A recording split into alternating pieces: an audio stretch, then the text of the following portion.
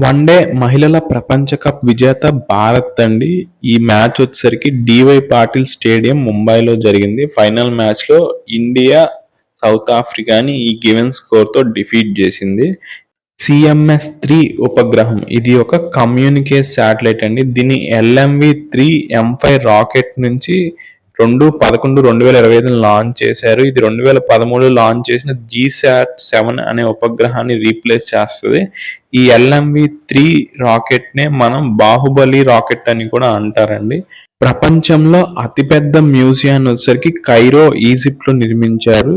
సునోజ్ కుమార్ జా ఈయన coal India సీఎండీగా నియమితులయ్యారు.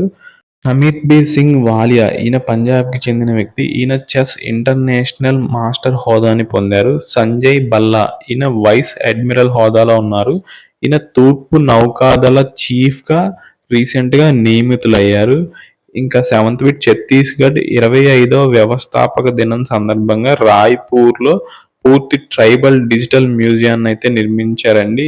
ఈ మ్యూజియాన్ని వీర్ నారాయణ్ సింగ్ స్మారకంగా అయితే నిర్మించారు. ఈ వీర్ నారాయణ్ సింగ్ ఎవరంటే మన స్వాతంత్రోద్యమంలో ఛత్తీస్గఢ్ నుంచి వీరమరణం పొందిన మొదటి వ్యక్తి ఈయన.